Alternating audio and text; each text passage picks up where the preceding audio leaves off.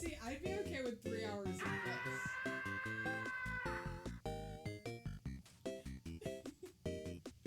There's a bunch of secrets in this game. Oh yeah, I guess it's been about a week now, so people are starting to discover secrets, right? Oh no. Oh no, I muted. I've already said hilarious things that weren't captured on camera. Said hilarious audio that was not captured on camera. Yeah, the audio that was not captured on camera, exactly. I know how to make this show. That's why we started 15 minutes late today. Welcome to Thingus. We've had some technical problems.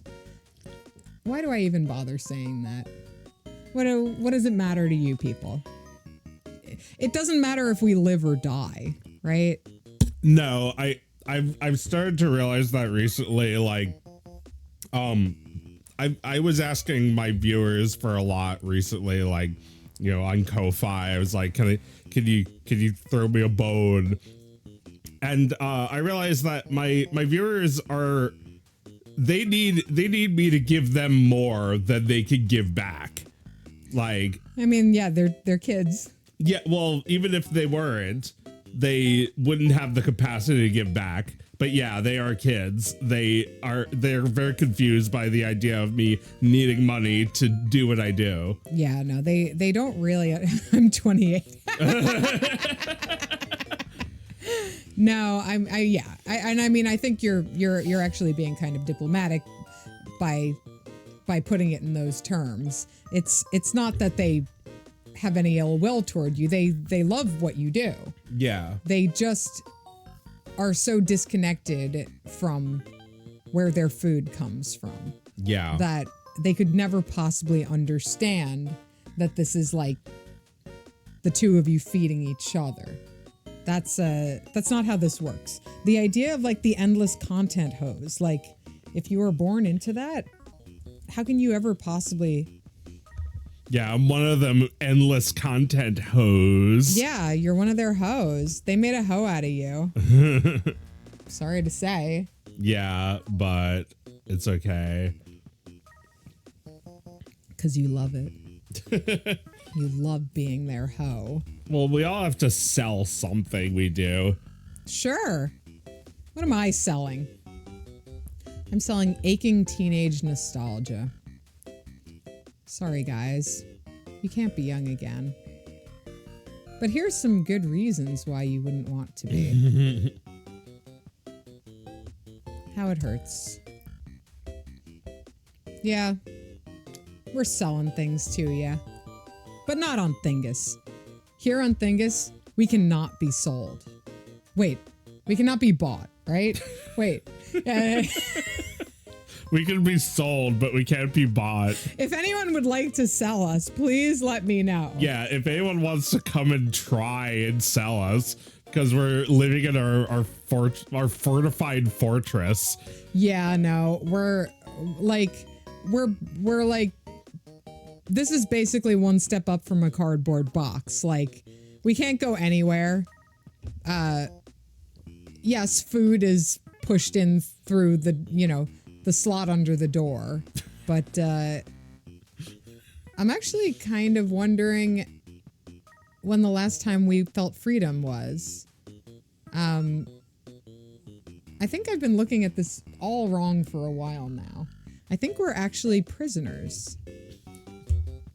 We won that last war, right? Sorry, Heidi. Heidi's here too. Oh no, she's leaving. No, I'm not. No, don't go. Oh, no, don't go. Like when you just trip over your dick to try and stop someone from leaving and they want to leave more. Please stay. That's what we're doing right now. Heidi's We're just petting her, trying to make her stay. Please stay. Please don't jump down and stand on my keyboard. She's gonna jump down and look at us. Yeah. Yeah, exactly. She's gonna jump down. I can't promise I'm not gonna laugh like that again, Heidi. Yeah, no, we're probably. Maybe she wants to go over there. Should I pick her up and put her down? Oh, she's okay. Okay. She's okay. Heidi continues to be old. Yeah, Heidi's older. Ah. She's old. Cute. She's still cute. In fact, I think she's cuter. Yeah, she's really cute. Dogs get old and it's just like adorable. All right, our games. Oh, you're just going in order, huh? Yeah. See what's here. Let's freaking see.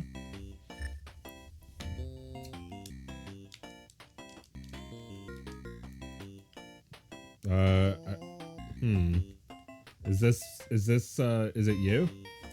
Me? Oh, it's me. No!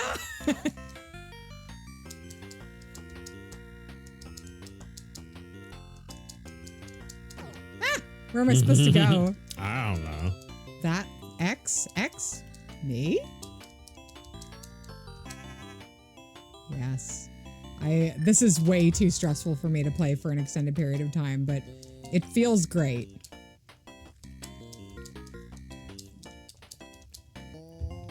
Fun. Done.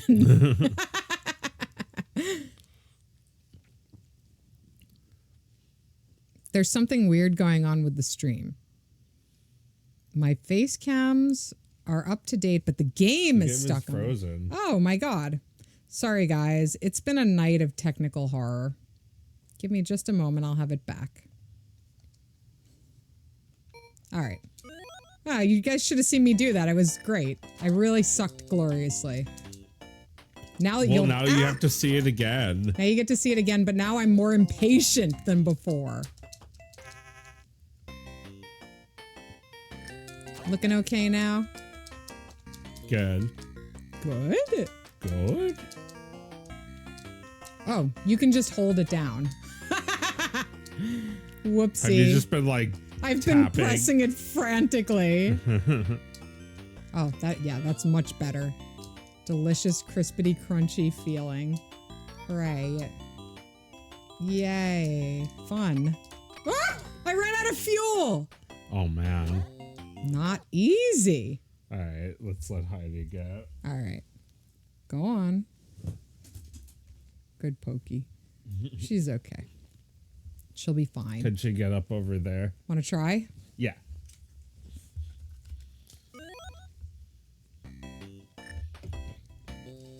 Thank goodness our face cams are up to date. We had so much trouble today. Oh, what trouble we had. Let me just relax and think about it for a moment. Oh, what trouble we had. Just thinking about it like John Kay's psychotic father as he sits back with his pipe and thinks about how he's going to beat his son. Oh, what trouble you're in. I'm so angry. Oh, I love being this angry. You like that toy, huh? Do you like it now? Just pulls out his dick and pisses on it. Oh my God. What's up, guys? What's new this week? What's current day? Puff Daddy. Oh yeah. We didn't talk about Diddy at all on the last No, we stream. forgot to mention that. We forgot about Diddy. We missed him. We missed Diddy. We were missing him.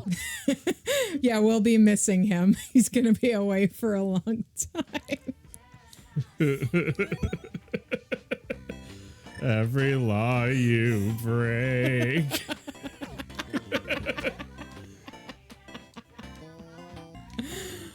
Oh man. Oh man. Oh man. Yeah, So, what the fuck? okay, so What happened? oh, it's still playing. I love it. So we when I was in 7th or 8th grade, that's when No Way Out came out. And that was the album that was like Puff Daddy and the Family, and it had like the last recordings of Notorious B.I.G. He was part of that super group, which, you know, he was obviously running laps around all of them, but for one reason or another, maybe Diddy blackmailed Biggie into being on his album or something. But for whatever reason, the supremely untalented producer had Biggie on his album, and I remember like being in like middle school age, and like me and all my friends thought Diddy fucking killed him. You know, we were all like, it's awfully fucking suspicious how this guy, his friend died, and then he became super famous and recorded a song about how he's sad that his friend died. Like, I feel like, look, I don't know that he killed him, but I feel like we had his number. Like, us kids had his number. Isn't that how everyone feels in hindsight, though? Well, back then, I remember you saying that, so I only had you to go by. So you thought it too? Well, I believed you, but now I realize how, yeah, he is supremely untalented. Is that what you just said? Yes. He sucks. He's terrible. And Biggie was the real deal. He was the best of his generation. And for Diddy to like become so closely associated with him leading up to his death, and then forever after his death, like for years after his death, just dining out on that friendship. Saying Biggie every other word and Bad Boy Records every other word. So those were the only things he said. Yeah. It was disgusting. Like he died and that's what we got instead. Yeah. I was like rewatching that video thinking that, like, man, this sucks. Man, Biggie's dead and we have this shit. I miss you. What you wanna do? Wanna be ballers, shot callers, brawlers. Just like, I mean, that's not even the worst of it. Like, that album is just full of shit after shit after shit. I listened to it during the pandemic when I was potty training my son. I was like, oh, it'll be fun to put on. Pretty soon I won't be able to play hip hop in front of my kid anymore.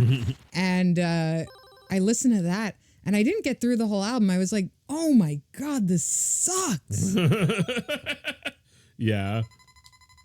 You know, sometimes you gotta look back and like, all right, what could be a more predictable take from me than this? This guy gets revealed as a criminal mastermind behind a ring of abuse, and I'm talking about how his art sucks. Well, it's very suspicious that he sucks. Like, why is he so successful if he fucking sucks this much? That's what I was like. I was piecing it together. It's like, wow, he's really not good. He didn't get by on talent. He gets by on the people he knows. I was watching like, you know, news and shit about this, and I was supposed to get it over there. And like they were saying like Diddy is the guy who every artist wants to get to know. Like, why? I guess because he already knows those other artists, because he's well connected. Exactly. And at some point one needs to ask, whose guy is this? Yeah, whose fucking guy is this? Biggie's, I guess, because he keeps talking about him like they're best friends. And Biggie was too dead to be like, not my guy. Yeah, it was the perfect scam. Yeah, it motherfucker had everybody fooled for years that he was a real rapper. Yeah, no, he did that. He only did that as long as he needed to. Oh, I mean, it's very satisfying to see him burn. After all these years. Like, in I'll Be Missing You, he has a line like, in the future, I can't wait to see if you'll open up the gates for me. Like he would ever go to the same fucking place Biggie does. I mean, he would be too scared. This guy's never going to heaven. This guy is not going to eternal life. No. This is his legacy now. And really, at some point, you know, a human steps in to represent the evil that goes on pretty much constantly in this fucked up world of ours. And he filled that, and he sort of acquiesces all of his humanity to be that, as opposed to what his peers did, which is be artists, which is how you get to live forever. Right. Nobody's listening to Puff Daddy in space in the year 200,005. Absolutely not. No. You heard Kesha has a 150 IQ. I didn't read a single other thing in the chat. Kesha changed the lyrics to tick tick. Wake up in the morning. I'm like, fuck P. Diddy. Oh, I see. She changed it. What? Why? Kesha has a song where she says she wakes up in the morning feeling like P. Diddy. Okay, well, look. All right. You can't change it. No. You can't change that, honey. Look, I know Kesha is on the path of healing. No, you got to take this L, girl. Sorry, you don't get to do that. It's okay. You wrote a really good Britney song. You made that album. You made that album as a comeback after Dr. Luke. Was Dr. Luke the guy who Kesha was badly mistreated by? Anyway, you can't retroactively not have written that song with that lyric. Sorry. What are you, Dumbledore is gaying your song? Keep your mouth shut. It's okay. It's okay, Kesha. We weren't mad about that song. That song is from a decade ago. It's okay. More, right? When was that song? It's a long ass time ago. I know it's from a long ass time ago because I remember seeing the Simpsons version of it was 10 years old and being shocked. Right. Yeah. That's so old. It's okay, Kesha. It's okay. Just move on. Don't change your song. What do you mean she changed the lyrics? She's not allowed to do that. No, you can't change it. No. Can't change a speck of it. You mean you made a new recording of it, right? Yeah, you piled a layer onto the old one. We can still see the binding of the old book. She patched it. Yeah, no. I'm sorry. You made a new recording. That's completely... You didn't change the song. You don't get to do that. Yeah, is anyone going to play that song with her changes? No. And yeah, like you say, Lovesy, it's drawing more attention to it.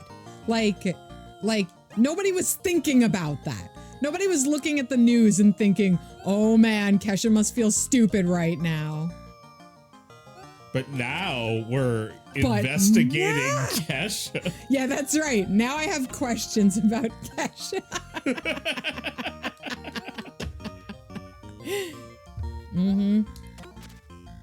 Yeah. Look, you should have just kept your mouth shut, Kesha. Who was it? You know what's the best thing to do? The best thing to do is to have said in an interview many years ago not to work with someone like that. And the second best thing you can do is not say anything. Right? Just shut up. Who was it? It was Courtney Love, I think, who was she said don't work with, I don't know, Harvey Weinstein. I don't know. She said don't work with somebody. And everybody's been quoting her for years. All is forgiven with Courtney Love. Yeah, I was thinking this is just like Harvey Weinstein. I mean, this is even worse, right? Maybe because the music business is probably bigger than the movie business. I don't know about that, but Harvey Weinstein was satisfying his own personal ends. Diddy was like running a network, right? Yeah, like he was like imprisoning people, and he was like making them have sex with prostitutes. Yeah. So I think, just the scale of what Diddy did is the scale of his lube. Okay, all right. That part's fake though, right? Like that part. Come on. Okay. Well, no, I'm pretty sure it was like some official guy saying that. Oh yeah, no. It turned up in an investigation. They raided his homes, and they found like a pallet of lube, which is like so stupid, right? 1,000 bottles of lube. 1,000 bottles of lube. Like that's like a cartoon that happens. Like the evidence is lube. Shut up.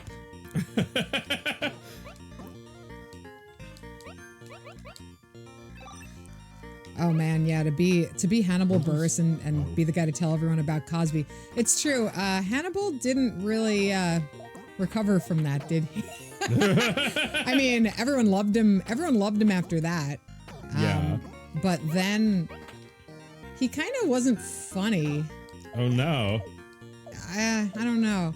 I mean, maybe I'm remembering wrong, but I seem to remember him making a series of like absolutely fantastic comedy specials, and then saying that thing about Cosby, and then like pretty shortly after that, just not being funny anymore. Oh my God. Well, maybe he didn't expect to be like at the center of this. And I then, can't like, imagine. It like just consumed his life for a while. I think it did, yeah. But I mean, I think he kind of suffered from the,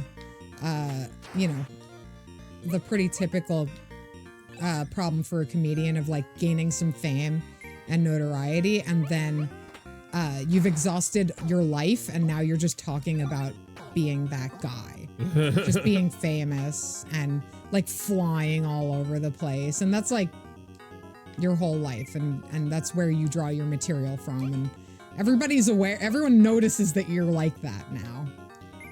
What? You're just the guy? You're just the guy who doesn't really have anything to say except that he's a famous comedian. Yeah. Like Bill Cosby.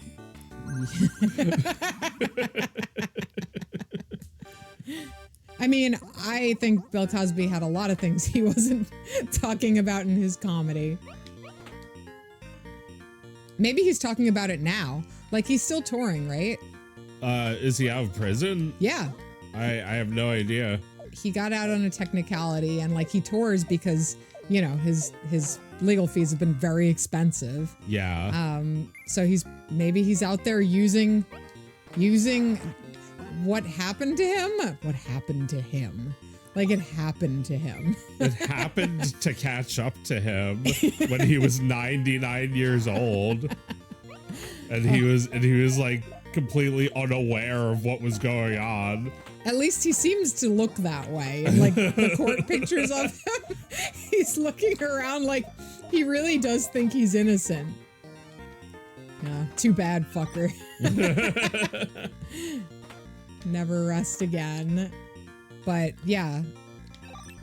I mean, he was evil. They needed to put him in jail because he was evil. Yeah. Yeah, no, that guy needed to be tried in the hog. Like he was like, I mean, yeah, I guess it happens. It happens a lot, doesn't it? We've just named many people who I would say the same about. Yeah. Yeah, Harvey Weinstein. Bad guy. Great guy. Lisa says good. He'd be surprised if Cosby was out telling jokes while his body is falling apart like it is. So is his body really falling apart, or did he just pretend to look bad when he was showing up for court? He's back to normal now that he's out of jail. He's just walking regular now. Yeah, he's regular. Like Harvey Weinstein showed up to court with like a walker with tennis balls on it. Yes. He looks pretty fucked up without the walker. Yeah, no, I don't think he's doing well. Yeah, I don't doubt that he's doing well. He's not doing well. But the walker was a little rich, I guess. Yeah, the walker was laying it on thick. Has there been a recent canceled comedian that completely threw in the towel and didn't tour again? It seems like people still watch them live. Has there been like somebody who got canceled and then just completely disappeared from the public eye in comedy? I don't know. I mean, I feel like the worst crime you can commit as a comedian is to like stop being funny. And if you're still making people laugh, they're still showing up. And if you're not making people laugh, you can either just fade into the background, or you can become like, or you can like stop writing jokes and just like be a truth teller, right? That's the other path you can take. Cosby though is like, I don't know. I saw a thing of him a long time ago where he was just like incoherent and people were making fun of him, sort of. They were just like doing his voice while he was talking, like not heckling exactly, but like sort of just like doing a Bill Cosby sound. Like, I don't know. And that was like 20 years ago, so I don't know how he would be live now. Probably more incoherent. I'm just imagining incoherent. Yeah. Like he would sound like somebody making fun of him, you know, like somebody doing his voice. You thought they thrived on being canceled? Well, they can. Sorry, I'm not responding fast enough to all of these great takes on comedians being canceled. You're trying to censor these great takes by not reading them fast enough. It is true that I should draw a distinction between being canceled and being a criminal. That's absolutely true.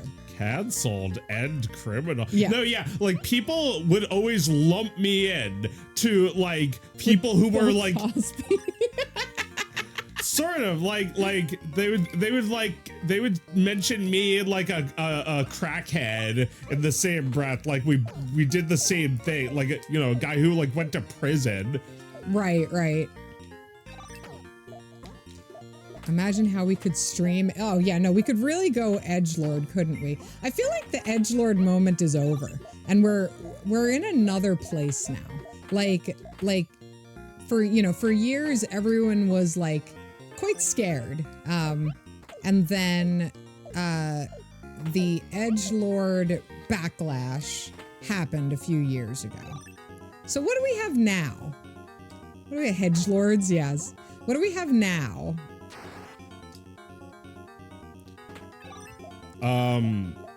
Clean humor from those same people.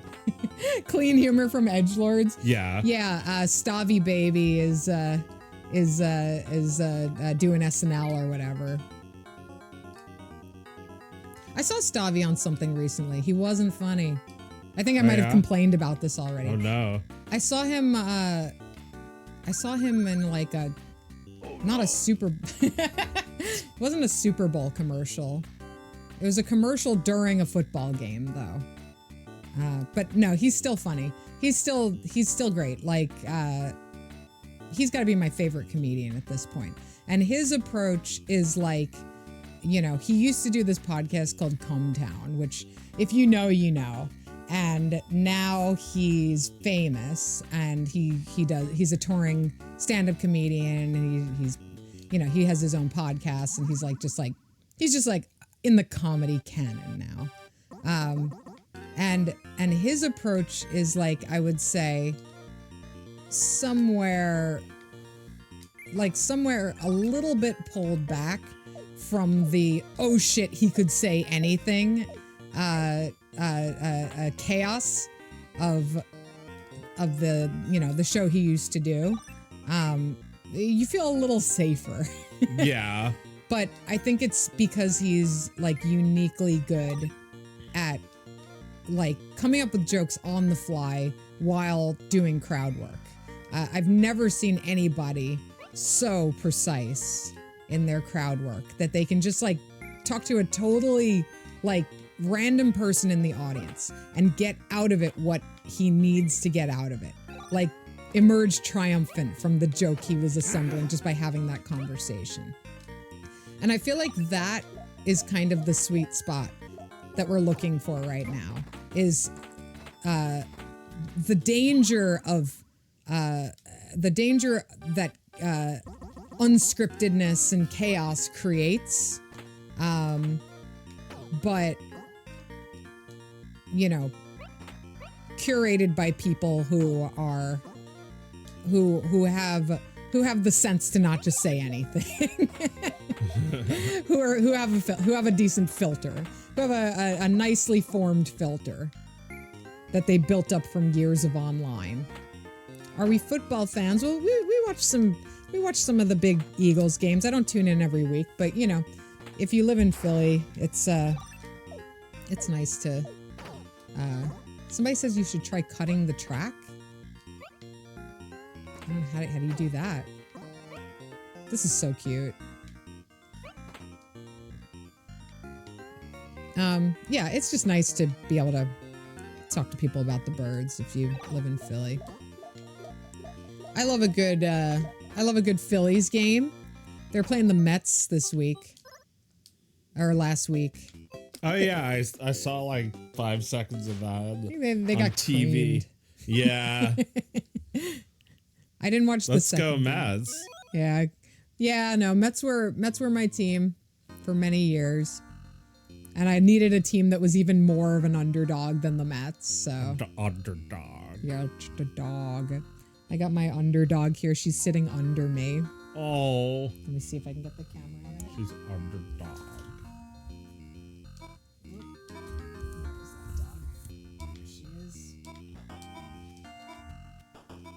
She's a wolf. There's your head. Oh, Heidi, we love her.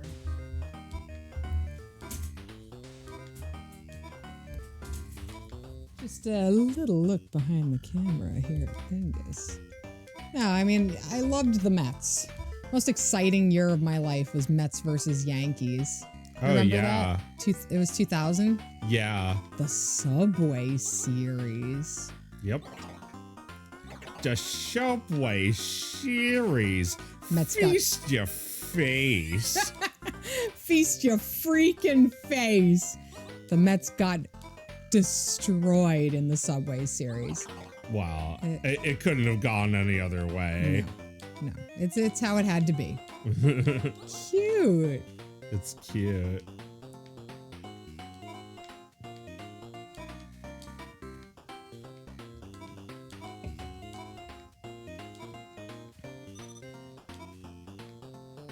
Far right. You say far right grifters are still going strong. Well, I haven't noticed them as much personally, but maybe I'm not paying as much attention.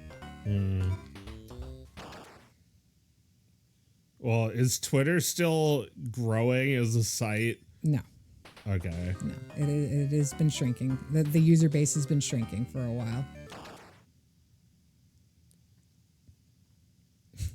Love the artwork. It's like you're a little, it's like you're in Bug World.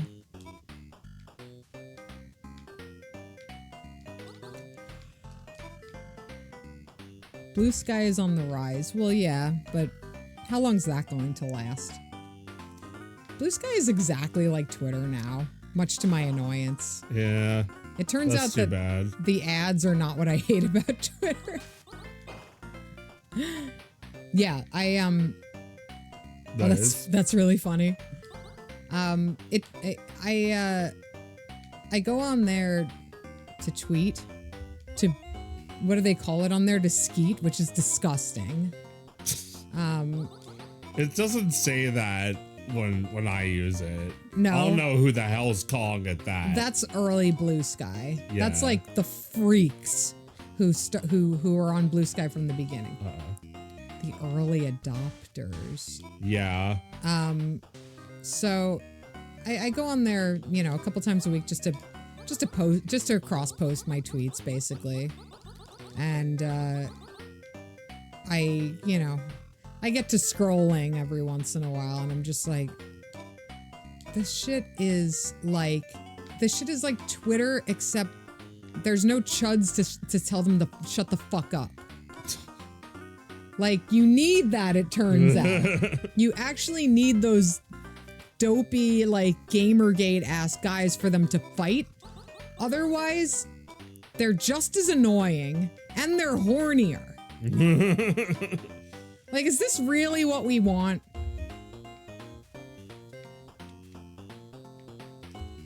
Sorry, guys. Blue Sky's not it. There's no it. No, just use Twitter if you want it. It's toxic. It is toxic, but it's what you deserve, if that's what you want. You know what I've been doing? I went back to RSS. Yeah. Yeah, because co-host is going to be done in like 5 seconds. They have 5 more days of co-host. And then it goes read only, and that's it. Yeah. So a lot of people have been making RSS feeds, and I've been subscribing to a decent number of them. And then, you know, when I'm idle, when I'm just checking my phone for the sake of checking, I look at my RSS reader and I read a bunch of nice posts. No comments, just posts. You know, it's basically like walking through people's little gardens. I like it. Yeah. Yeah, no stress. Really? Yeah. No stress on RSS. No stress on RSS. You fetch torrents with RSS. RSS did not die. Google killed Reader. They wanted to kill RSS. A few people in the chat have either never heard of RSS or they think it's dead. RSS is it is a feed, or rather, it is a collection of feeds. I don't know if the RSS refers to the collection or the feed itself, but I think it's generally fed through the XML format. You subscribe to those, and you create your own feed. You create your own Twitter feed, except, you know, it can be long form. It can be whatever you want. You can add whatever you want to your feed. And if there are any websites you read, you know, assuming you read any websites, you can generally find their RSS feed either on the site, or if you have an RSS feed reader program that you use, you can just paste in the URL and it'll find the RSS feed, and it'll subscribe. You can subscribe to it that way. It's still used and it still works like a charm. It's been around forever. And there's nothing wrong with it, except that Google doesn't want anyone to use it anymore, so they've tried to kill it. But there are still developers making RSS feed readers. It is it is super easy to make your own RSS feed and publish it. It is so bigly easy to make your own RSS feed. Very bigly easy. Truth RSS. Yeah. You think RSS might be it? Well, I think it's it for me. It is a way to engage more deeply with the things people whose opinions you value are making. Their opinions or their work. You know, you can subscribe to people's art feeds and news update feeds. I've got one on my blog. I started blogging again. You can check me out if you want. I'm at meredithgran.com. And it was nothing to set up a blog and just start posting, and it automatically generates a feed. So if I post, it's on your feed. And your feed can look like whatever you want. Nobody will impose their own shit on it. It's just you. I don't know that RSS is it, but I think that everybody should be looking for a way to lovingly curate a collection of what they actually engage with online. They should not be allowing the platform to tell them what to engage with. Clearly, everyone hates that. Yeah. Even if you are into Blue Sky, I think you can actually add RSS feeds to Blue Sky, or the other way around. You can add people's Blue Sky to RSS, something like that. That's cool. Yeah. So if you don't want to fall out of touch with somebody, you've got that option too. Yeah. There are ways. I found a website builder that I really like. I've built websites a variety of ways. I've used WordPress for years, and I'm pretty fucking done with that. It's such a big bloated thing, and way more than I ever need. And it makes it overly complicated to get things looking the way I want them to. So I left behind WordPress, and I'm using this program called Blot, which works with Dropbox. And everything is, you write everything in Markdown, and you can just write it in a text editor. And if you put it in a folder, it syncs with Dropbox and it uploads to your website. And you can date it, or it'll automatically date it depending on when the file was made. You can add metadata to it, or you can just, you could just write "I'm horny" and save it into a text file, and it'll upload to the right place. It'll update your RSS feed. Everything will be updated. $5 a month. Super easy to use. Blot.im is what it's called. If you're looking for a tinker toy and an excuse to make your website, check it out.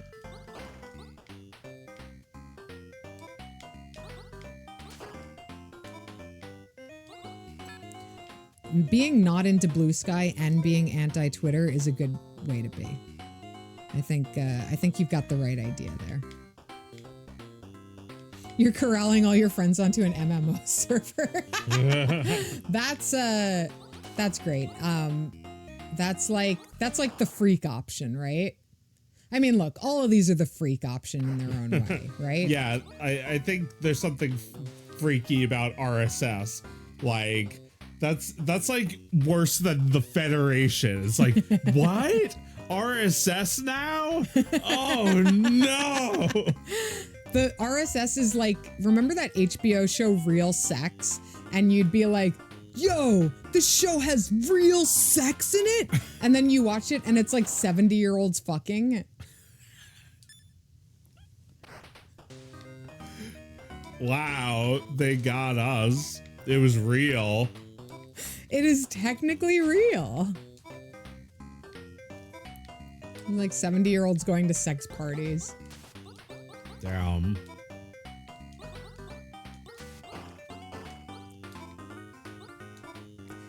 Yeah, you could also, I think you could clone it. I didn't bother. I just let them host it because I just wanted to get my website up, and I was fucking with it on a Saturday, and I just wanted to get it up, and it was really fast. But yeah, you can do all kinds of fun stuff.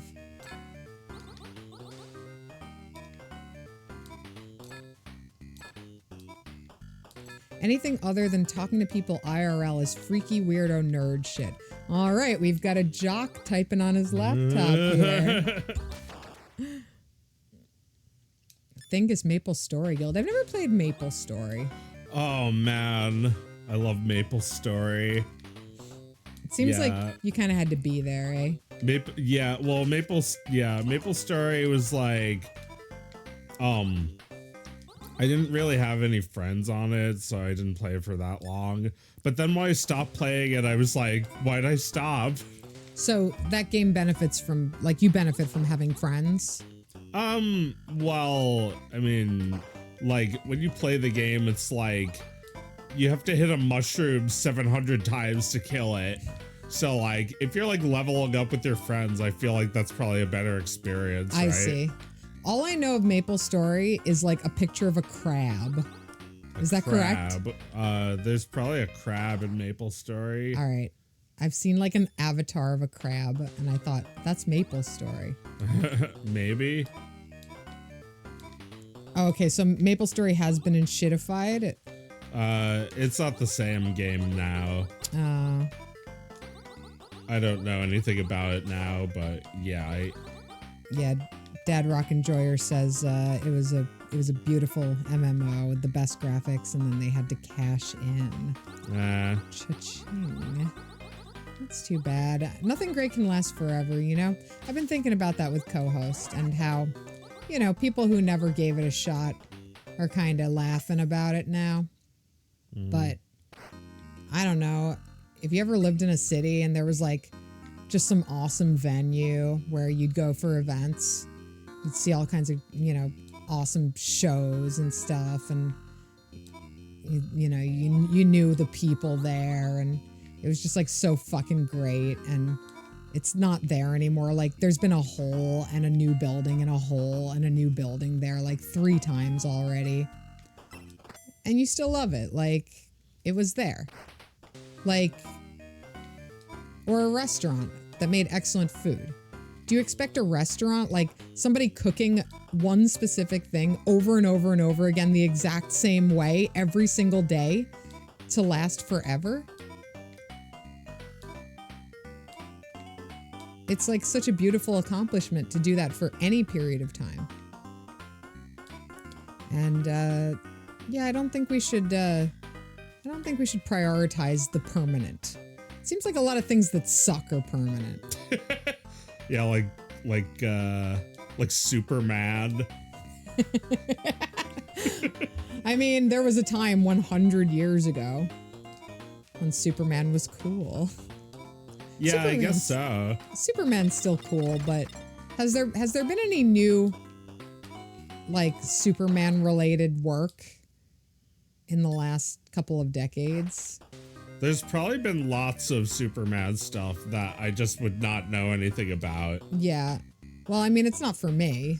Yeah. But I feel like my son is also watching like the old, you know, Christopher Reeve Superman movie now. He's not like watching like, what is it? Who made the Superman movies? Scott Schneider? Rob Schneider?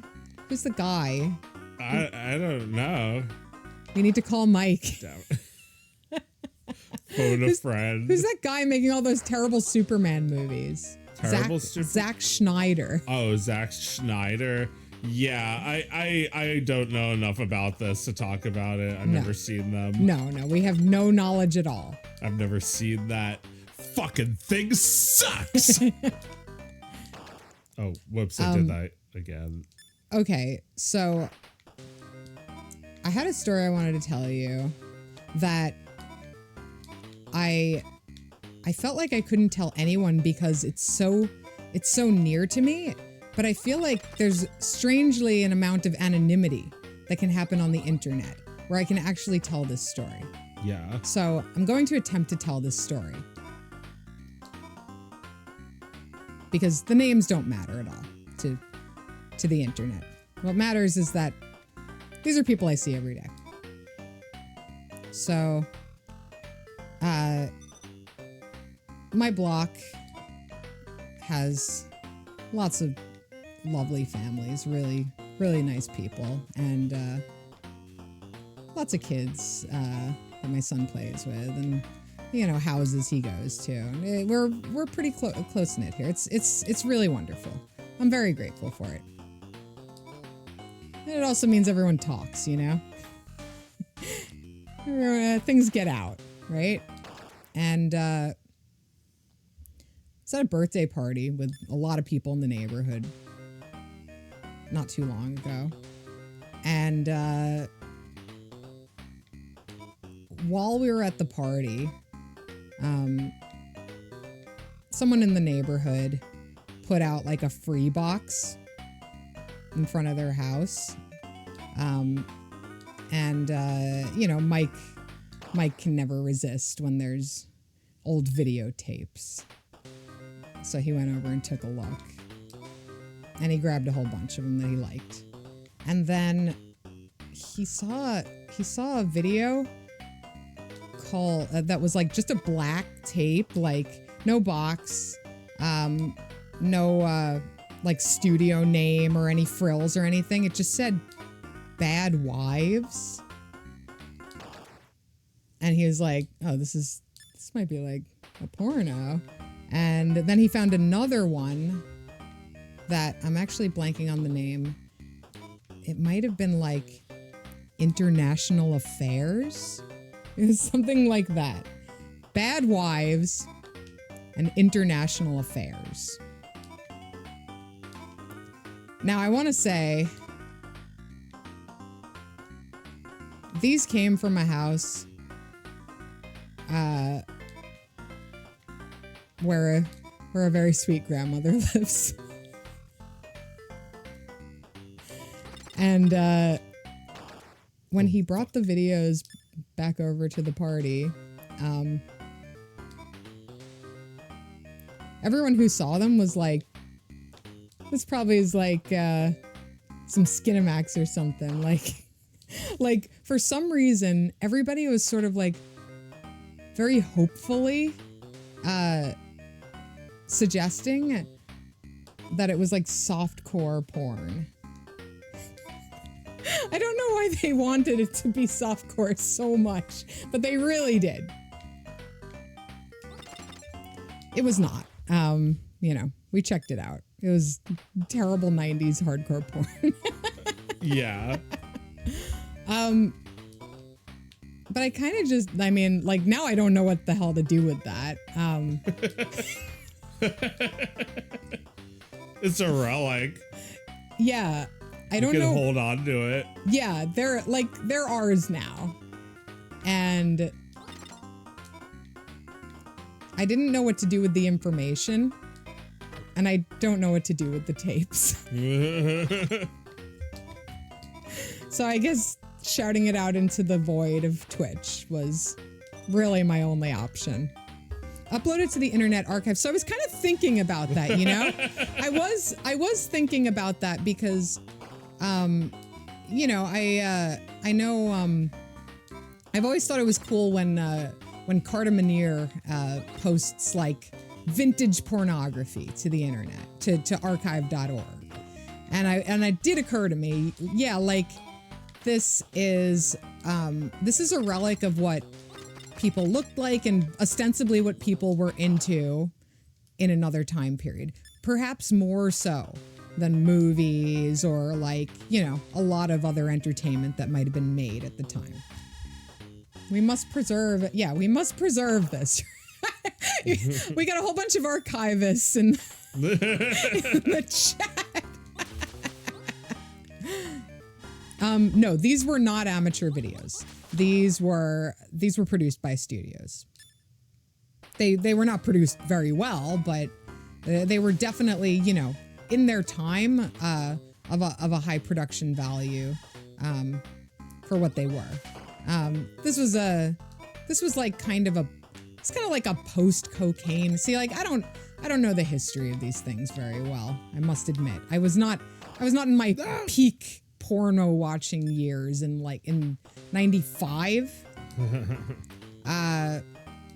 But if watching Boogie Nights has given me any information, this was like the post-cocaine era where there's still a lot of cocaine. But it's not even fun anymore. It's not fun anymore. No. So are we winding down to just whoops? Are we just winding down to not using it anymore? To not using porn? Cocaine. Oh. No, I think there's still plenty of cocaine.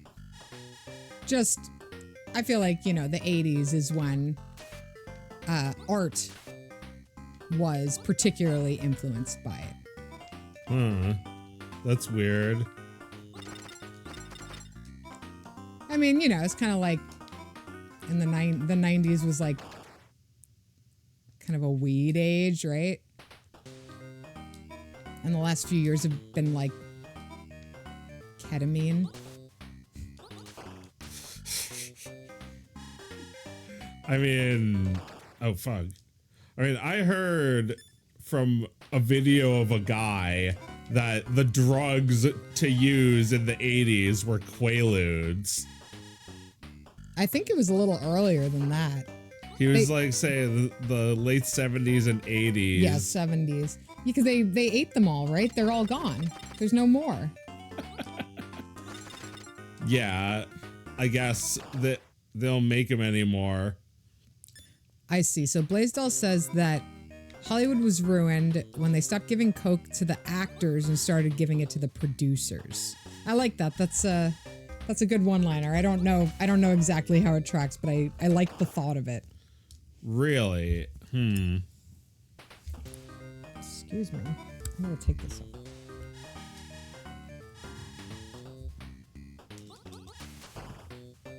Well, yeah, because like now it's more about how could we afford our coke that's not even fun anymore. My whole like idea of Quaaludes comes from modern love, modern romance. Albert Brooks's movie where he does lewds and looks at his records. He talks about how he's got so many great records. I know Quaaludes from that pilot Red Sun short with the guys. They're like, we gotta dump the Quaaludes, and they throw it at the police dog. I like vaguely remember what you're talking about. Yeah. It's like a weird dream. This video. We gotta dump the Quaaludes. The audio is all fucked up. That guy is great. He made another one called Ultimate Fuel. I don't know if I sent you that one. It's like a guy who's like, you don't have the new fuel they've been rolling out. He's got like it's like, you don't have the new biodiesel. No, he's like, you don't have the new state-of-the-art biodiesel they've been rolling out. We need to have like a YouTube watch party. I need to show you the Quaalude guy video. Apparently I need to see it. Oh, I already did this. No. What else is new? For current events, we said Diddy. Well, yeah, I feel like I've still been like watching videos about that since it happened. Did I write anything down that I wanted to talk about? Yeah, if you got anything written down. Who was talking about Ellen DeGeneres? Somebody said there was something about Ellen. Was that, or have we moved on too far from canceled comedians? Have we ever moved on too far from it? Yeah, Ellen DeGenerate, that's right. She has a new special, and the intro is awesome, really. Really. Look, I'm not gonna lie. When a comedian gets canceled and they come back with something new, in general, I'm like, I'll give him a chance. I do. I gotta know. And look, it's not like they did anything to me. You never trusted Ellen. Well, yeah, like you were saying before, if you're actually funny, it's a different story. Is Ellen actually funny? I don't know. I never really like tracked her career. I didn't watch Ellen, and then I've never really watched her show. Oh, I see. So people talk. It's a compilation of people calling her mean, and her being upset about it. I see. Because that was kind of what she got canceled for. Is a bunch of people were crying that she was mean, right? And she probably was. I'm nice now. Ellen is a singular funny. You watch her and you're like, oh no. That's not funny enough. Hiccup with laughter. Yeah, that's not funny enough. That's not funny enough. No. I mean, you know, like I'm sure if George Carlin was roped into doing stupid shows all the time, he wouldn't be masterfully funny in all of those, right? No, No, and nobody brings up those shows when it's time for him to die and be remembered. And, although I will say, when Norm Macdonald died and everyone was posting clips of him, I don't think I saw a single bad one. I think he was perfect in everything he was in.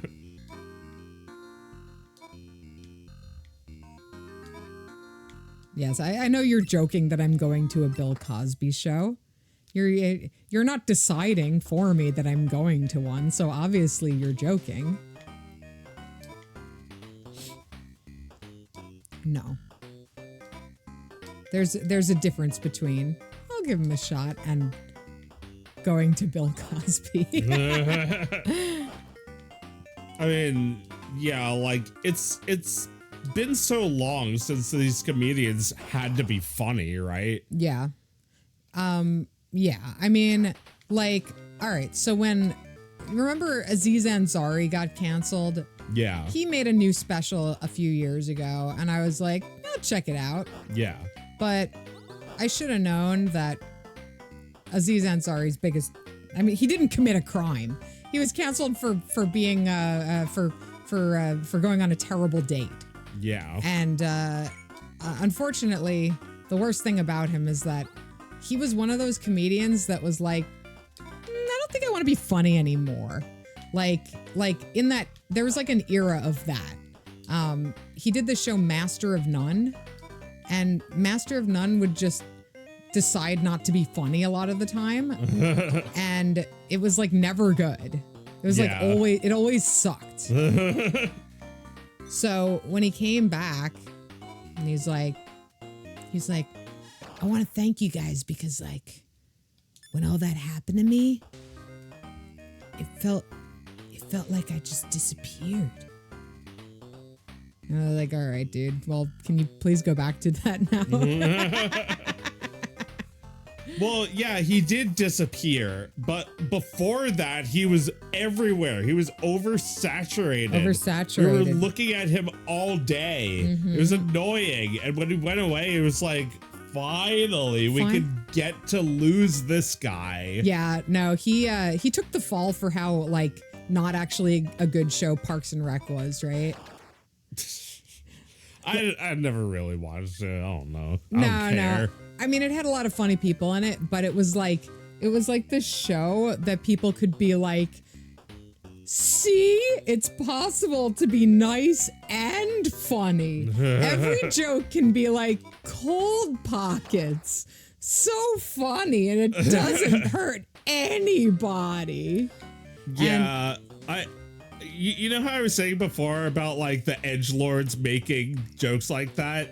I think only they should be allowed to make those jokes because they've already explored the full spectrum of humor. Right. Like, you ever watch Sick Animation? Jackie loves Sick Animation. She showed me that. That's like recent? It's been going on since like 20 years. It's still going. Okay, that does sound familiar. Is it just like a film festival, like a compilation? No, it's a guy who makes like these animations that are really fucked up.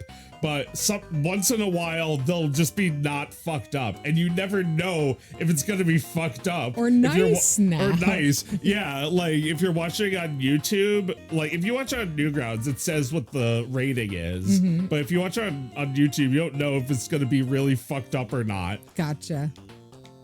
Which I think is really funny, and I feel like I take inspiration from that. Sick Animation. It sounds vague. Like, again, it sounds like something I watched 20 years ago, so maybe I have seen it.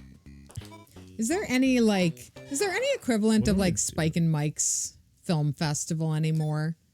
I don't know that film festivals really... Sick Animation is a good name for a film festival, like Spike and Mike's. Right? Sick Animation. Yes. Spike and Mike was the place to be for your sick cartoons when I was in college, like high school and college. But wasn't it called like Mike's Totally Twisted? Well, yeah, Spike died, and then it was just Mike, I believe.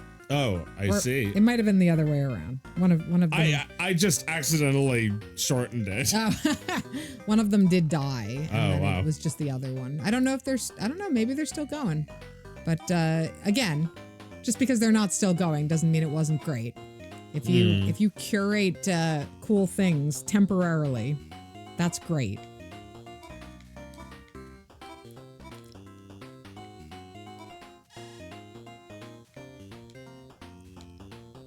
Yeah, we've definitely moved past that era of like, you know, comedy that is trying to be harmless. We're not doing that anymore. I mean, honestly, like I don't know. I've showed you some of Stavi's crowd work. Like, he says the most brutally truthful things about these people that you've ever heard. It's like, it really, like, I mean, it hinges on abuse. He's so cruel. Yeah. But those people are like there for that, you know? They're piping up in his room. And he tells them some like deep, dark truth about themselves that they've never confronted. Like something an 8th grader would tell you.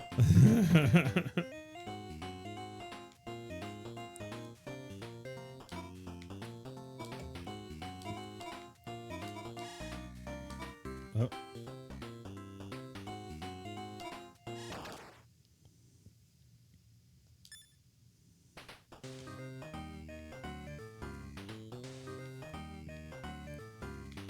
So, what is the point of the little ghosty? What? What's the point of the little guy you leave behind it? Oh, this thing is a checkpoint. Oh, I see. What is this game called? I have no idea. Fun. Fun. I like this one. Yeah, really. You've been playing a long time. It's great. The last one was really good too. The little Warp. racing game. Warp Tank, it's called. Thank you. Yeah, that racing game was awesome. I love this little beat, this swinging little song. Yeah.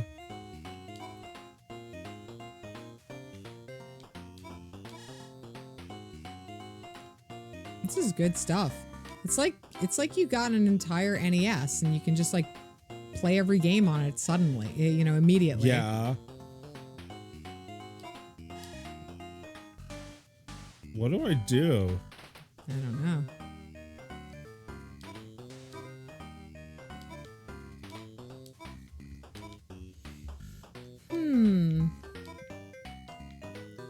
I thought I would have more to talk about tonight.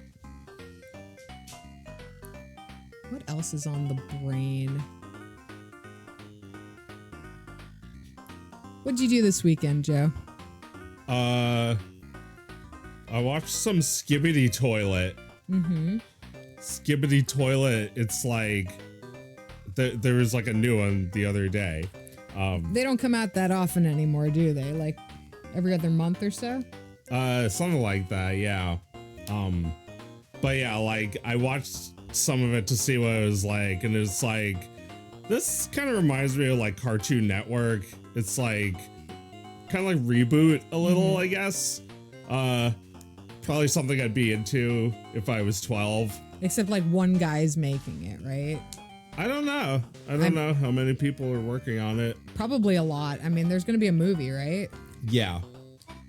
Every child in the movie. world knows about Skibbity Toilet. Yeah. I hear all the kids on the block talking about Skibbity Toilet. Yeah. This is like something for like 10 and up or something, right? The movie? Or well, the whole series? The like YouTube shorts. I see. So maybe those kids on the block aren't actually watching those videos. They just hear everyone saying everything is skippity all the time. Yeah, right? yeah. Like that's what it seemed like to me. At Oscar's birthday party, there was some skibbity going on. Yeah, some skibbity toilet being used as an insult. As an insult, yeah, but maybe not actually watching it. Yeah, I mean, you like it. Sorry, Heidi, I was just shifting my weight. Yeah, I don't know. It's like most of it was just like action. It's just like neato. But there was some imagery I found to be pretty good. Like funny. Horrifying. Yeah. Like an explosion and like darkness and then toilets coming out of it, like, and then their heads going like as they get closer. Right, the way they move is very disconcerting. It's unnatural, but it like almost feels a little real. Horror seems to be really popular, like on YouTube. Well, yeah, kids love like Five Nights at Freddy's, right? Yeah, and like liminal spaces. Yes. Like pool rooms. I did a thing about pool rooms. The pool room. There's a game called Pools, which is just a game version of that, which is like kind of just like a meme of like you no clip into the pool rooms. I don't know how to describe it. It's just like a place you kind of want to be, but also can't get out of, or something. Right. There's no entrance or exit. Yeah. Yeah. What is the fantasy there? Like, what is it you're trying to explore? Well, there's a lot of urban exploration too of abandoned places that are very aesthetically related to these like pool rooms, like although in real life they're a little less clean, there's a little bit more mold in them. But yeah, I feel like there is a fascination with abandoned malls and abandoned abandoned water parks. Right, like something that might like still have water in it, but yeah. Right, like so you're kind still of has taking fun left in it. Right, exactly. You're taking something that's been abandoned, but like for some reason it's still fun. Everyone is fascinated by like a mansion in LA right now, or like in Beverly Hills that is just like covered in graffiti, and there's like a disgusting green pool. And oh, cute.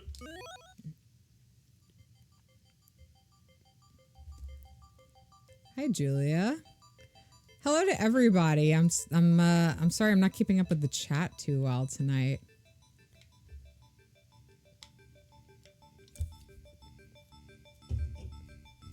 Yeah, it's true that liminal is badly overused, but like, what can you do? Exactly. When you bring it up, people think it's shorthand for like, right. When you say identity politics, you think it's people think it's shorthand for like, I love Trump or something. Oh, cute. Oh, you're supposed to launch him. Oh my God, that rolls. He's heavy. Yeah, this is adorable.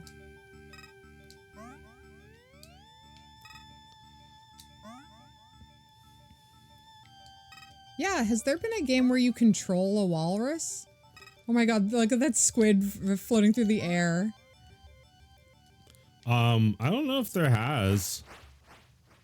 It could have just been called Walrus. Oh, they're sleeping under there. He doesn't die. He just goes to sleep underwater.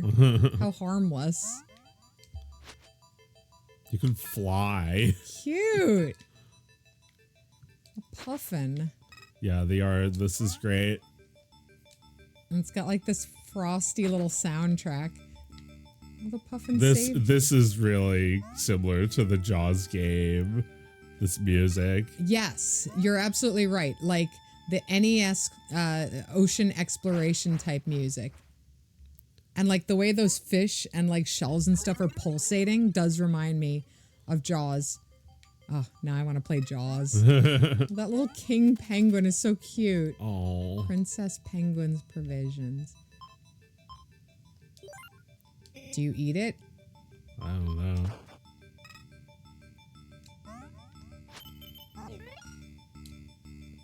Oh my God, this rules. Wow, you can really go. Oh no! Nice. Lucky.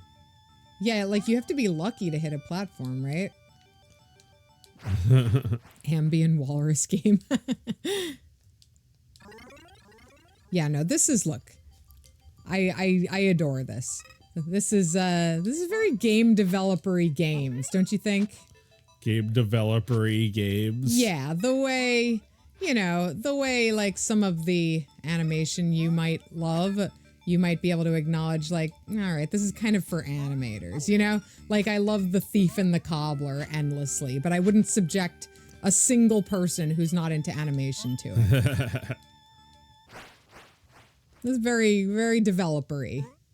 The developers are like, ah, look at this. What a choice. I like that sign, too. Well, I did recommend The Thief and the Cobbler to my brother because I think it's like that's sort of still the kind of thing he might be interested in. This movie that was like thrown into a dumpster and like restored a little bit. Yeah, I guess if you're interested in like film preservation, in like the history of film, then it's a fascinating story, like the story of its downfall.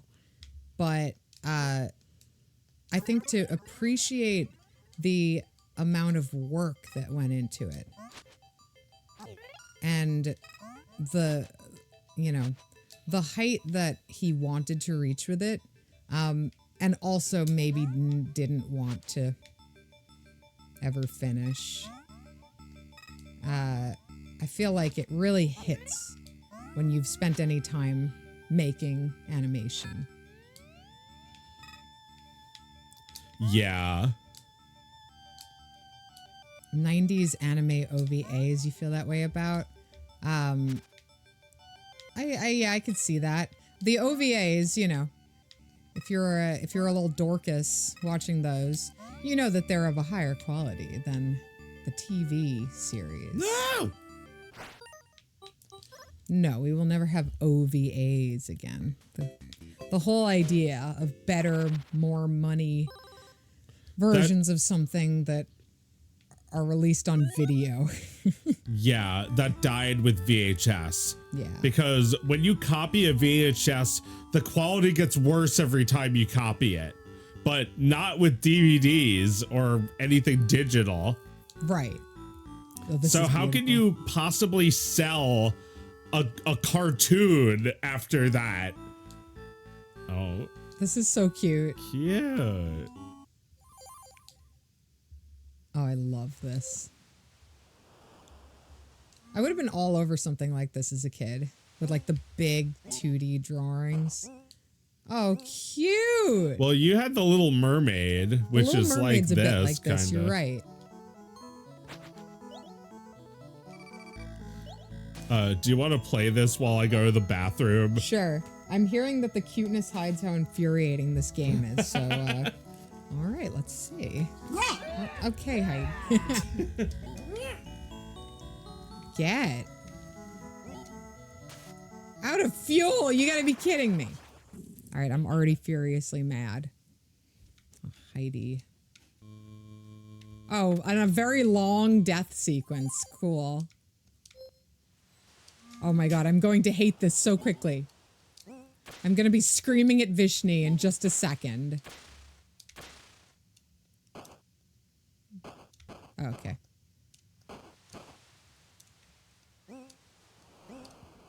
Yeah, I do love... Oh, that doesn't... All right. Oh, I see. These are seeking... Can I take? Oh my god.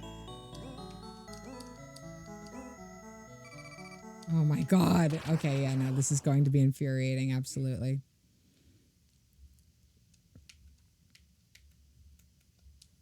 So there's more anime than ever now? I haven't, like... Alright, I'll put it this way. I haven't believed anybody that an anime is good in a very long time. But I think that's because I've aged out of them. They're not for me.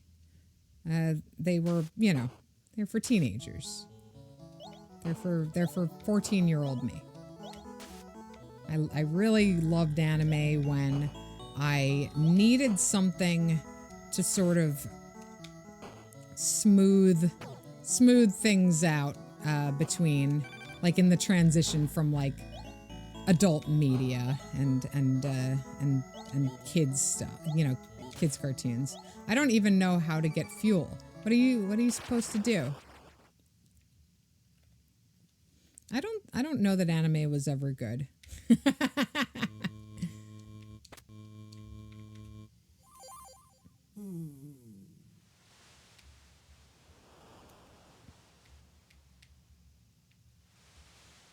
So I have to go back to the submarine, then I can grab the red F canisters and bring them home to raise my max.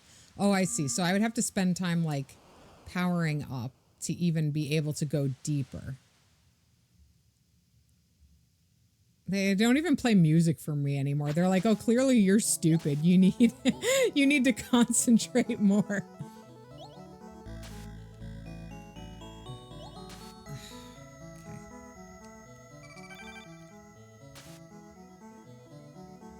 So bring that back to base, eh? Oh my god, this is infuriating.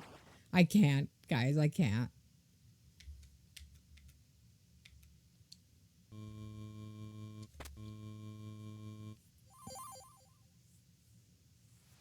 Yeah, I have my favorites. Yes, sorry guys. It's beautiful, but let's move on. I have my favorites, but they're all from when I was a kid, you know? I love Cowboy Bebop, and I love Fooly Cooly. Oh, this is cute.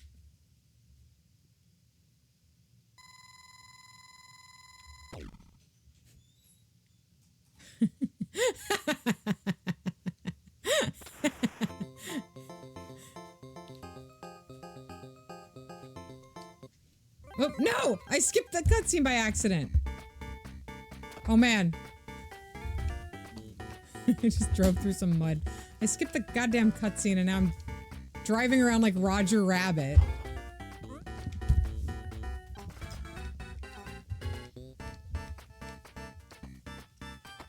Ah! Ah! I'm in so much trouble. Heard you saying that all anime was bad. Yeah, I was saying that all anime is bad. Well, let me recommend you 800 really good anime. Oh yeah, I'm no, sure that's you'll love them. every time I say all anime is bad, people try to convince me it's not. Well, there are 800 really good anime that I could recommend, but it would also be annoying. Yeah, I just like I It's all not good enough, right? It's all not good enough. Yeah, I'm not gonna sit there and watch 500 hours of anime.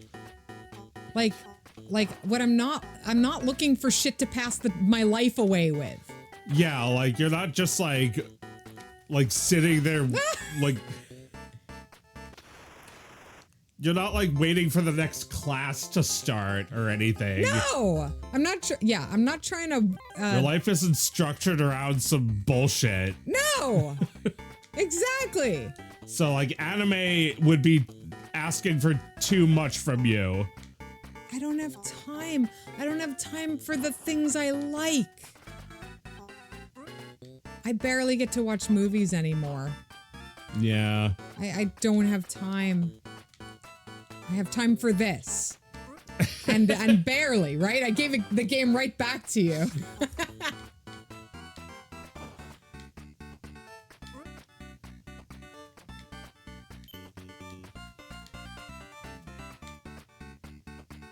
Where are you supposed to go? I don't know. You just gave me the game. I have like completely ignored the UI on the side there. But yeah, I wanted to talk about Donald Duck Donald Duck Hot Wings. Donald Duck Hot Wings? Hot Ones. Hot Ones. Like Donald Duck doing the show Hot Ones? Yes.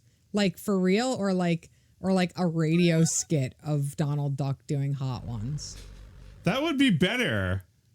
No, I'm talking about the real thing. Donald Duck did Hot Ones? Yeah. Oh, that shit's over. That shit's so over. Just shut up. Yeah, right?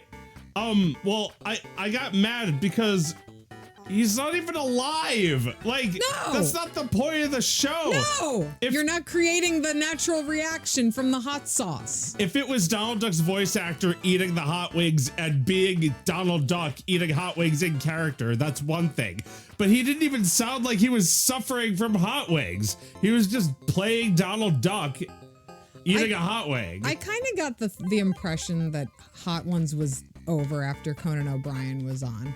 I feel like he did the best one. Yeah. And it's over now. It's We can over. be done with it. Now I want to do hot ones with you and Mike. I want to interview you guys while we eat hot wings together. Yeah. No, I'm with you, Julia, that like games where you can drown or like otherwise run out of energy underwater really do freak me out. Can't deal with it. Look, I know people say One Piece is good, but that is like 700 years long. Yes, it's not one piece at all. No. It's too many pieces. What just happened? No, One Piece demands as much. You know what? I tried watching One Piece on Hulu, and there were so many fucking ads. I was Hulu's bitch watching that show. and you know what else was the exact same experience? Rocky and Bullwinkle. Watching that on Hulu. Oh yeah, where every episode's like 3 minutes long and then another ad. And then it just suspends it from you for the next 20 minutes. So you gotta just torrent anything that you want to actually enjoy. But I don't know if I would enjoy One Piece even without the ads. There's so much filler. The chat is like scrolling so much since we started talking about anime.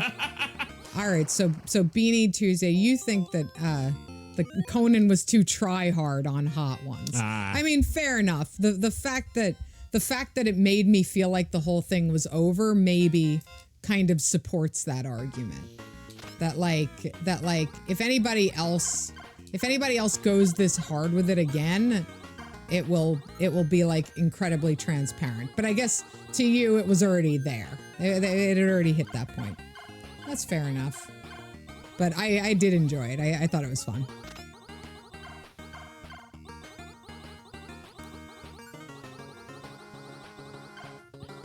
What does that leave? Light novels or VNs? Can we all just read a book? What else can we watch other than anime? Oh my god. I don't know. Jane Eyre. How about that? I've never gotten through that fucking book. You think I'm happy about that? I'm wasting my life. Well, yeah, like it feels like anime have gotten a little like diluted since we watched anime. You know, the OVAs, that was like creme de la creme. The good stuff. Yes. Shit. Well, yeah, like that was the like higher budget anime compared to TV stuff where characters would just slide across the screen and they would come out with a new one every single week. I think I got really tired of like the techniques of anime and how it cheats having animation. Yeah. I think I get tired of looking at that, you know? It stopped tricking me. And I go back and watch the old stuff and I'm like, nothing's moving here. This is one drawing. But you like Papa Scatito. It's true, but that doesn't purport to be animation. That's not somebody walking on a horizon and nothing is moving around them. They do that shit in anime all the time, right? Yeah. Just yeah.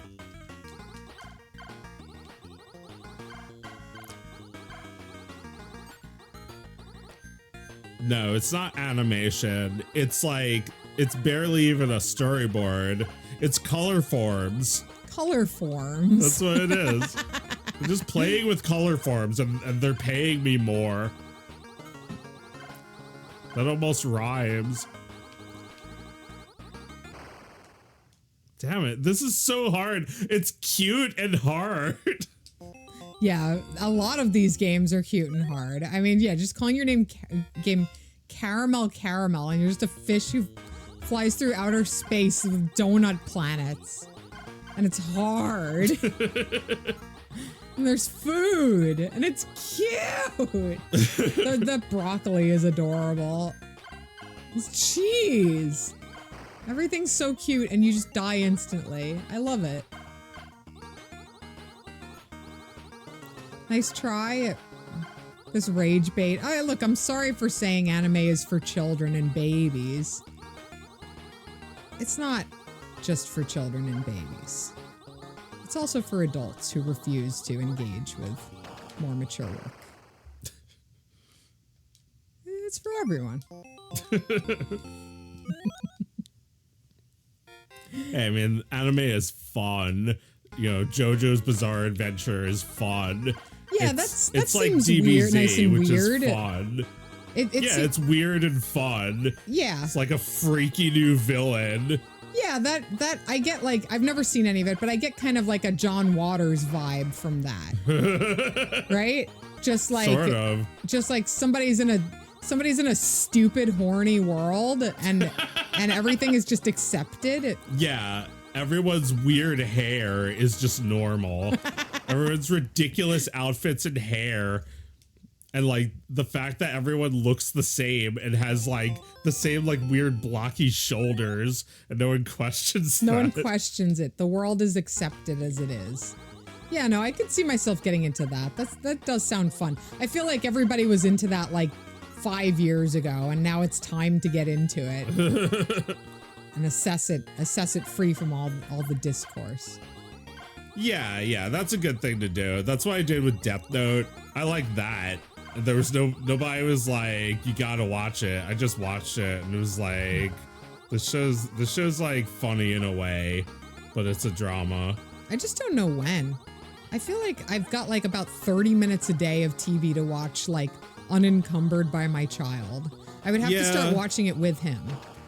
And I said that about The Sopranos, which is really worth it, and I kind of had that sense before I watched it. Yeah. So I was putting it off, knowing that I got to watch it someday, and you know, pandemic kind of made that easy, I guess. yeah, if I was working on comics again, I could watch TV.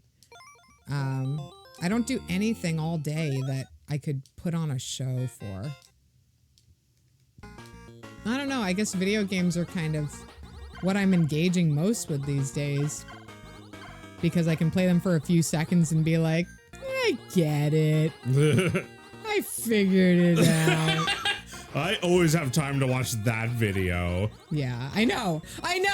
No matter how busy I am, I seem to always have time for that video. I got it. I figured it out. I don't like telling my boys to fuck off. They don't deserve it. Oh my god. Yeah. Well, yeah, like that's how I feel that like a short on YouTube is like that's like a 2-minute video. That's like a whole thing is a 2-minute video. Like, you know, that's like a movie. Yes. Right. That's an epic on YouTube.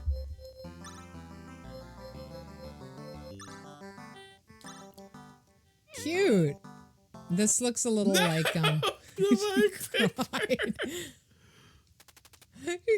You made her cry. This is like a combination of like Tecmo sports games and Cabbage Patch Kids Adventures in the Park.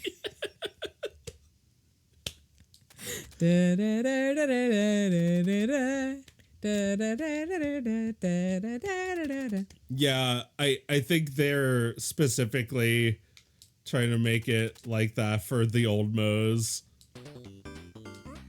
Yeah. We get the reference and it's funny. I get the freaking There's like reference. 3 of us who get the reference and we all think it's funny. But that's what you have to go for. You have to go for the 3 people because lol. Because lol. Like I you know, I like to shout out various random shit in my little cartoons.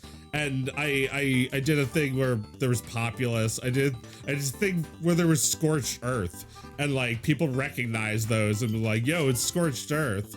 It's like I like those 3 people who also recognize it. Yeah, go for the 3 people. Yeah, I mean, you know, if you're making something that's like kind of all over the place, then it doesn't really matter if people get everything you're saying. You just keep going.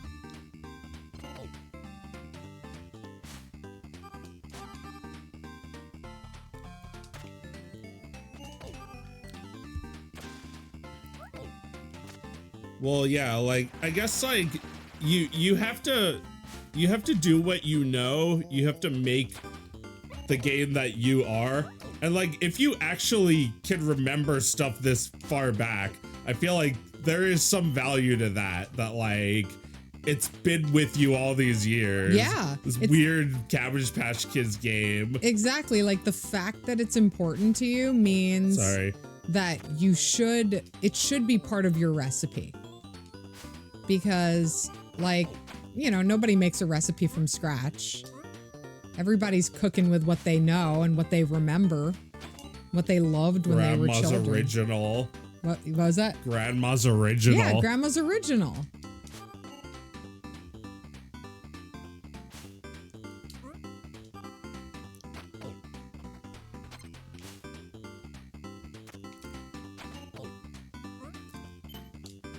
There was a time when I lived with a guy who was from Italy, and he was from Parma, where Parmesan cheese comes from. Yes. And he would make Italian food, like really, really good ragu. Like he would cook it all day. He would put so much oil in it. It was like authentic Italian food. It was so cool.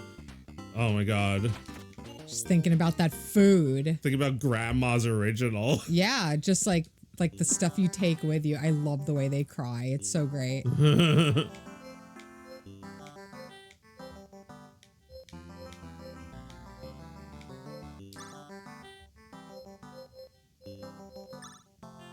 Yeah, I figured she'd be on the bad team. Yeah. Sorry. Oh. The way they cry, oh my god! Like it's like the Omalaz kid, right? Omalaz? Or Omela's kid, the one who gets tortured so that everything else in the town is good. What's that? It's an Ursula Le Guin story that very often gets cited. Yeah. By nerds. Just like the idea that like you live in this town and there's like plenty of food, everything goes well, and you all know that there's a kid in a basement somewhere getting tortured. And the story is called The Ones Who Walk Away from Momelas.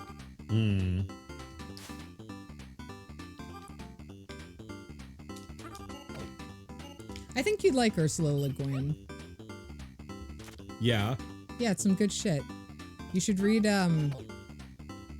you should read Left Hand of Darkness. Uh-huh. It's yeah, just a perfect little story.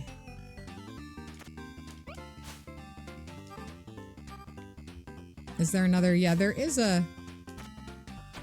another Discord. I have two Discords, unfortunately. I have a Thingus and a Perfect Tides one. Who dares message me? Who dares message me on Discord? Oh, really? So, like, when you throw it, you control the other character? Like, after you throw it?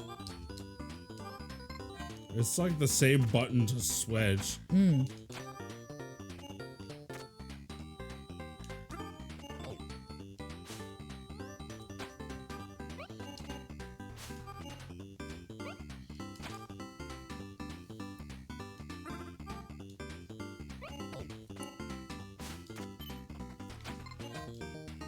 Damn. I think we're gonna wrap it up like fairly soon. Any heroes? Well, obviously Diddy is our villain, but like that's not much of a surprise, is it? Yeah, he's toast. He's toast. Happy to see him go. There's gonna be no way out of that prison.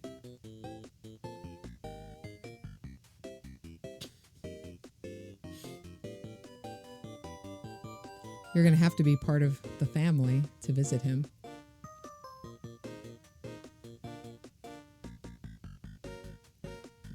The hero, the grandma with the hardcore porn tapes. Yes. Yeah. So Yeah. eHarmony. For eHarmony. making a disgusting commercial. What? You haven't seen that commercial. We'll have to talk about it after I've seen it. Let's save it. I feel like your description of the video do you think your description of the video to me is going to be sufficient?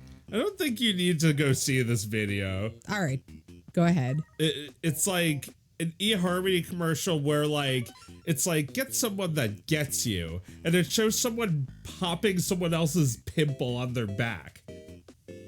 Is it like a macro like close up, or is it like a Dr. Pimple Popper kind of thing?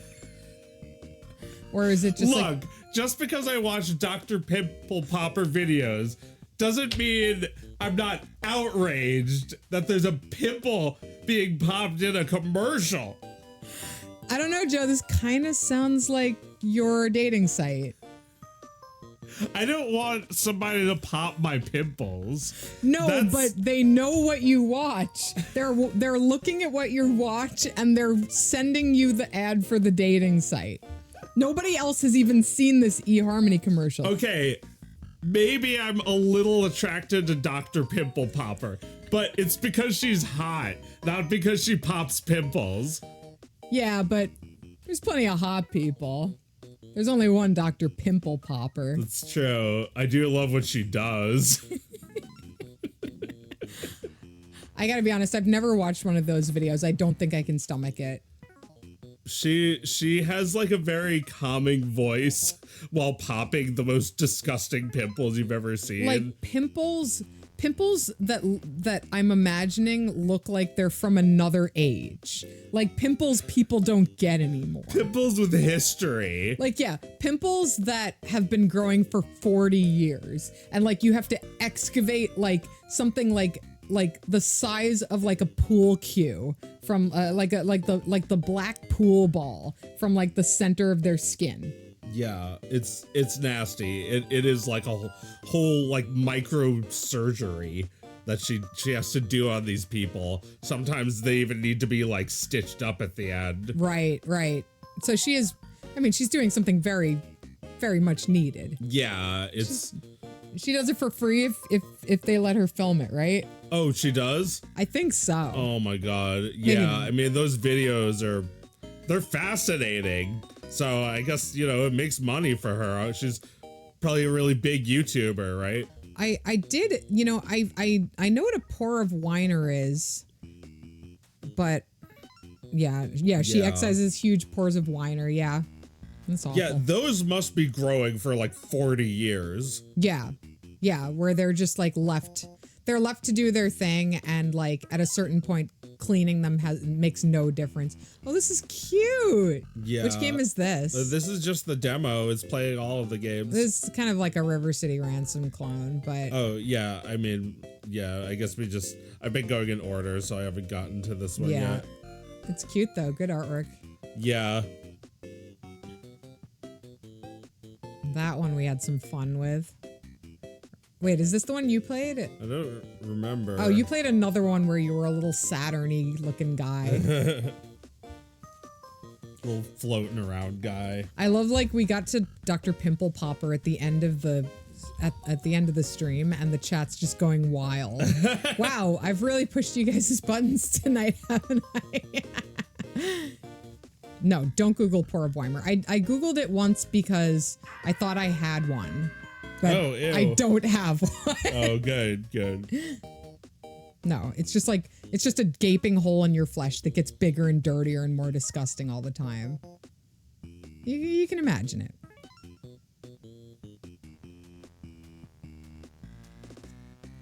Well, let's not leave the show on that note. We started a little late, so have a few more minutes. Anything else we want to discuss?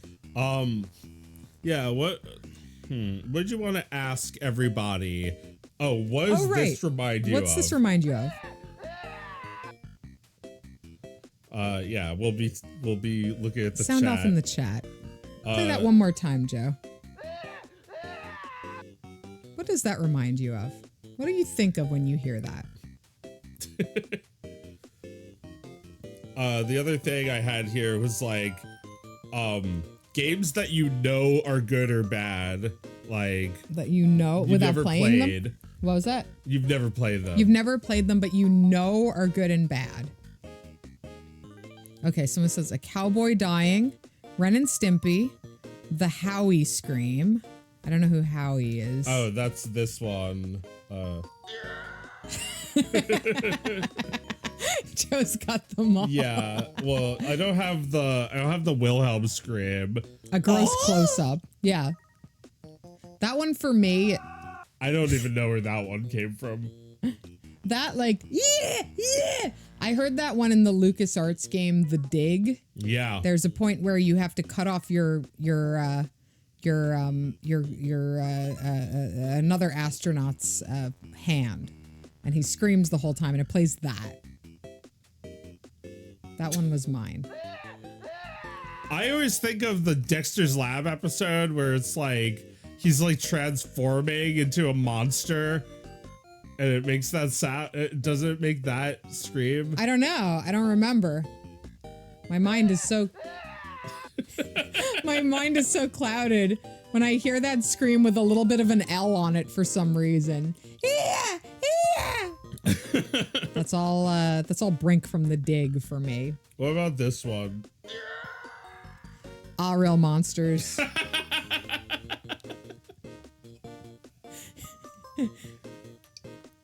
I love how real monsters is said like real monsters, like Yeah. ah. Yeah, in the marketing, like every once in a while, you know, they'd be like at the beginning they were like, real monsters. And then like later on they were like, and all your favorites, Doug and Ren and Stimpy and all real monsters. Real monsters. They used to scream a lot like that in old Lego animations on YouTube. Bernie Sanders funny. animation that Joe did. Oh, I see. Did you use that one? What? The scream? Yes. Lupsi's such an old head. Yeah. Yeah, well, yeah, Lopsy, I think has been like slowly become exposed to old things recently. Mm-hmm. Well, I mean, I understand that. Like, you're 22. No, that makes perfect sense because I feel like I've mentioned this before, but I feel like, you know, when you in the years when you're kind of like, you know, you finally reached a point in your adulthood where you're like, you know, forming your own point of view and specifically what the kind of things that you like. A lot of the time you reach back just a few years before your time and look for things that like you're like a little bit regretful that they weren't yours, you know? I feel like I got really, really into a lot of things from like the mid to late 90s when I was that age. Yeah, no, Lopsy grew up with your cartoons. So, I mean, I suppose it's not quite what I'm talking about because you did see them when you were a kid, but all right. That's not what I'm talking about at all. We're talking about two different things. I'm sorry. Remembering something though, and then revisiting it as an adult, I think is also like a thing of fascination. Oh, this is so cute too.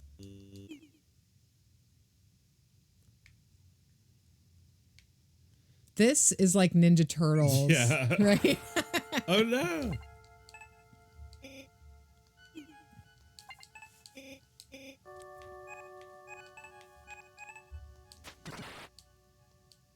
Well, the video game question Joe was asking a few minutes ago. What are games that you know are good or bad? Oh, yeah, like games that you know are good that like they resonated with people but you've never played them. Oh my god. I mean, so like almost every game that is good I've never played. What's that one that Phil Fish made? What's that one called with a little white guy? Phil Fish, little white guy. Was it called Fez? Fez. Yeah. We know the game is good. We know the game is good. Don't We've never even have to played play. it. We know the game is good. Yeah, you don't have to think it's good, maybe, but like, it was good. Yeah, We sure. know. I'm We sure. know it was good. I know. Yeah, you don't have to tell me. I know. What's one that you think of? Crash Team Racing. Like a Crash Bandicoot racing game? Like the first one for PS1. Oh, yeah? Although, when I think about it, maybe it was just like the first and only alternative to Mario Kart there was. Right. By the way, recently I had some people over, and there was a kid over who was a bit older than Oscar, and I was trying to find something to entertain them with, so I brought him upstairs and I put him in front of the Super Nintendo because that was the easiest one to set up. And I was like, "You're gonna love this. There's so many games on this." And Oscar was like asking for Paper Mario, which I was already like, it's too much trouble to set up. He's already asking for an old game, and I'm trying to give him an even older game. But I gave them, oh, this is cute too. I gave them Mario Kart. And within like half an hour, they were coming downstairs. The two of them were both saying, "This is the worst game I've ever played."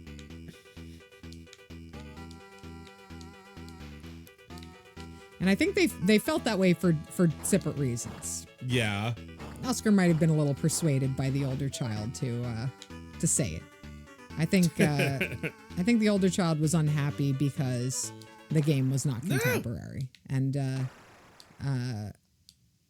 it just didn't feel like racing. And Oscar was unhappy because if you lose the race, they don't let you finish. Yeah. He really didn't like that you just disappear into dust if you lose the race. It is kind of rough on Oscar. Yeah. Yeah, there's a lot. Old games are really unfair. There's no little guy mode in sight. No, when you play the new Mario Kart, there's a thing that just like keeps you on the track. Yeah. It automatically steers your car. Right, you're not allowed to suck that much. You can't. You can't fall off. Yeah, no, that's what he wants. And I also experienced this when I put on Mario Kart 64 for him once. Mm-hmm. He was screaming because he kept getting turned around. And in the new one, when you get turned around, it just turns you around. Right. Yeah, he's screaming because he messed up and the game's not fixing it for him. Well, I suppose that's what they call quality of life. Quality of my life. Because my kid came downstairs and wanted me to entertain him another way. Oh, this is so cute. I love that there's like a moving train. Fuck.